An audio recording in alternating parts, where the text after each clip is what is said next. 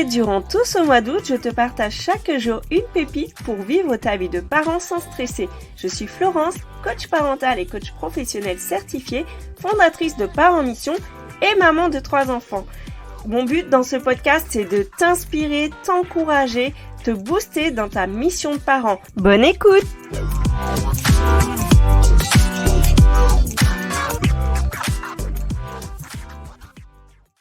Ça, c'est terrible.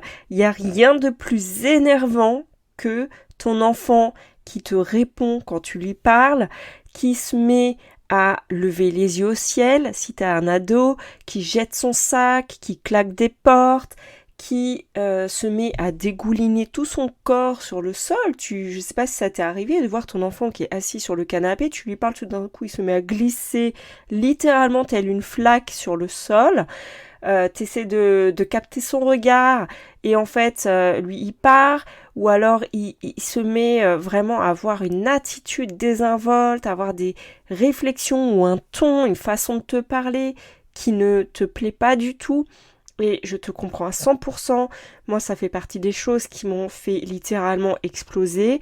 Je ne m'attendais pas à ça, mais en fait quand tu ne te sens pas respecté, eh bien c'est là que toi-même tu as des comportements qui te dépassent et dont tu n'es pas fier après. C'est humain, j'ai envie de te dire. Maintenant, comment faire ? Parce que toi, tu as envie d'apprendre à ton enfant le respect. Malheureusement, toi-même, en retour, tu n'as pas toujours la réaction, entre guillemets, respectueuse que tu voudrais avoir. Et c'est terrible parce que du coup, le dialogue est fermé, il n'y a plus d'échange. Voire ça explose, ça part dans tous les sens, ça prend l'escalier. Et moi, je vais te partager une astuce que ma belle-sœur m'avait partagée. Elle est enseignante en Angleterre et vraiment, c'est quelque chose que j'ai vraiment plaisir à communiquer à chaque fois que j'en ai l'occasion. La chose la plus importante quand tu essaies d'expliquer quelque chose à ton enfant, c'est de rester focalisé sur ton objectif. Peu importe ce que ton enfant fait en face, reste focus sur ce que tu souhaites obtenir de cet échange. Ça t'évitera l'effet cocotte minute, ça t'évitera de prendre l'escalier de la colère. Tu sais, ce truc qui fait que tu dis quelque chose à ton enfant, il réagit, du coup tu réagis à sa réaction, du coup il réagit à ce que tu dis. Et en fait, au bout d'un moment, plus personne ne sait quel était le sujet de départ. Donc, une invitation, c'est de rester focalisé sur ce que tu souhaites. Ça ne veut pas dire que tu ne vas pas reparler de son comportement après. Mais pendant que tu lui demandes quelque chose, en fait, ce que tu lui demandes, c'est de t'écouter. Par exemple, tu demandes à ton enfant d'aller se doucher, il ne t'a pas écouté, quand tu l'appelles, il commence à réagir, à surréagir, à s'énerver, etc. À ce moment-là, si tu es focus sur son comportement, tu vas t'énerver. Alors que si tu restes focalisé sur ta demande, je t'ai demandé d'aller te doucher, c'est maintenant, tu ne rentres pas dans des explications longues, tu ne rentres pas dans commencer à réagir à ce qu'il te fait, parce que finalement, au bout d'un moment, c'est toi qui te perds, tu ne sais plus ce que tu voulais lui demander, vous allez vous énerver, chacun va réagir au comportement de l'autre, tu vas finir par dire des choses qui te dépassent et ce n'est pas ce que tu souhaites. Toi, tu voulais simplement qu'il aille à la douche, ça ne veut pas dire que tu ne vas pas après parler de ce qu'il voulait. Et tu peux même accueillir ce qu'il te dit. Ok, tu vois, il a une réaction là, tu peux très bien dire ok, je vois que t'es pas content, je vois que t'as pas envie, mais là je t'ai demandé d'y aller. Et on parlera après, on verra pour les autres fois, mais là aujourd'hui, c'est comme ça. Je sais que c'est dur, après ça dépend, ça demande aussi de choisir ses batailles. Il y a des sujets sur lesquels c'est pas la peine non plus de rentrer de rester braqué, de rester figé, tu peux faire évoluer certaines règles, mais il y a des fois des moments où on n'a pas le choix, on a des horaires à respecter, ou alors tu ne tiens pas à passer une demi-heure à discuter sur la raison pour laquelle il faut aller se doucher.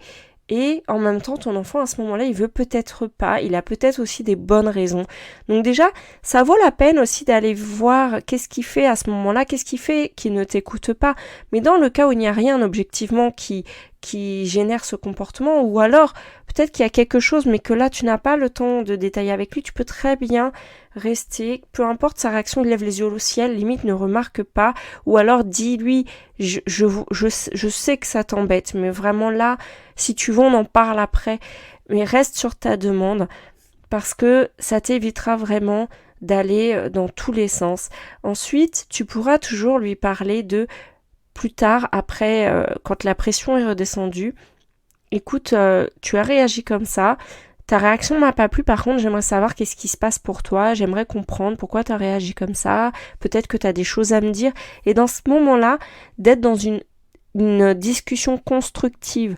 Mais en fait, au moment où ton enfant ne t'écoute pas, à ce moment-là, au moment où ton enfant finalement réagit à ta demande, à ce moment-là, si tu restes focalisé sur sa réaction, par exemple, tu lui as demandé de débarrasser la table, il n'en a pas du tout envie, il lève les yeux au ciel, si tu commences à dire oui, voilà, tu pourrais quand même réagir autrement, etc. En fait, tu vas mettre le pied dans un schéma qui te dépasse, alors que tu peux simplement relever, ok, je sais que ça t'embête, mais là, s'il te plaît, c'est important pour moi, et voilà. Je te partage ça pourquoi ? Parce que ma belle-sœur m'avait dit, dans une classe, t'as 30 enfants, tu peux pas t'arrêter sur tous les comportements, et en même temps, les enfants, ils auront toujours des raisons, ils vont toujours te dire que tel truc c'est injuste, que t'as réagi de telle façon avec telle personne et pas avec lui, et peut-être qu'ils ont raison, mais tu peux tout à fait dire, écoute, on en parle après, mais pour l'instant, je te demande ça. Et franchement, ça va peut-être pas tout résoudre, il y aura peut-être toujours des difficultés, mais si ça peut t'aider à résoudre une partie de tes situations problématiques, eh bien écoute, moi je serais ravie que tu me partages, soit en réponse, si tu as reçu ma newsletter, en réponse à ma newsletter, soit sur Instagram à Parents Mission, réponds-moi, dis-moi si tu as essayé, si ça te parle, et dis-moi ce que ça t'a permis de changer dans ta relation au quotidien avec tes enfants. Je te dis à demain pour la suite, et je te rappelle-toi quel est ton objectif, garde-le, peu importe comment ton enfant réagit. À demain, bisous bisous.